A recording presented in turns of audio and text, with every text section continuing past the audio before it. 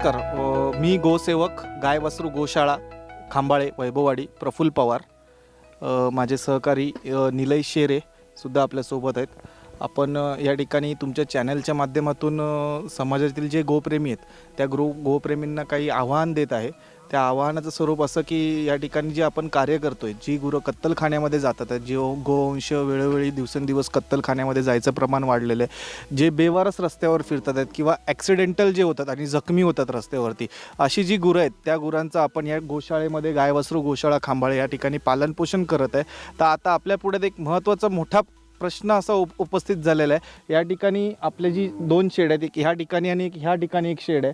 ह्या दोन्ही शेडमध्ये गुरांची संख्या ही पूर्णपणे फुल झालेली असल्यामुळे जवळजवळ 150च्या वर गुरांची संख्या, गोवंशाची संख्या गेल्यामुळे आपल्याला जे आपलं हे कार्य आहे, कत्तलखान्यात जाणाऱ्या गुरांना पालनपोषण आणि त्यांना आसरा देण्याचं कार्य, त्यानंतर पुन्हा जी गुरं ॲक्सिडेंटल होतात या ॲक्सिडेंटल गुरांना, तसंच आणखी एक महत्त्वाचा प्रश्न म्हणजे ज्या लोकांची गुरं ज्यांना कोणाला गुरं सांभाळायला जमत नाही, ज्यांचे आता मुलं मुंबईला कामाला गेले, कोण असतील काय असतील, असे जे वयस्कर माणसं आहेत त्या लोकांची सुद्धा वेळोवेळी आपल्याला गाय वासरू गोशाळेला कॉल येत असतात. मग आपल्याला त्यांची पण गुरं आपल्याकडे घेता येत नाही आणि नंतर कालांतराने ती गुरंही कत्तलखान्यालाच जातात असं आहे. तर ते जर आपल्याला रोखायचं असेल तर आपल्याला या ठिकाणी एक आपण नवीन 6000 स्क्वेअर फीटची शेड तयार करायला घेतली आहे. सिंधुदुर्गातले जे व्यापारी वर्ग आहे, काही व्यापारी वर्गांनी पुढाकार घेऊन या कार्याला सुरुवात केलेली आहे. ते आपापल्या परीने निधी जमा करतात. तर माझं सिंधुदुर्गातील सर्व गोप्रेमींना, नागरिकांना आणि व्यापाऱ्यांना असं तुमच्या चॅनलच्या माध्यमातून एक आव्हान आहे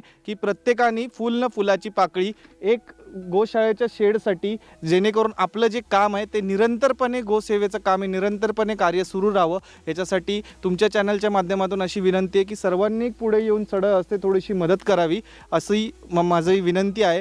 आणि दुसरी गोष्ट म्हणजे आज रोजी 17/10/2025 पर्यंत अजूनपर्यंत आपल्याला कोणत्याही प्रकारच्या शासनाकडून आर्थिक निधी अनुदान स्वरूपात प्राप्त झालेला नाही आहे.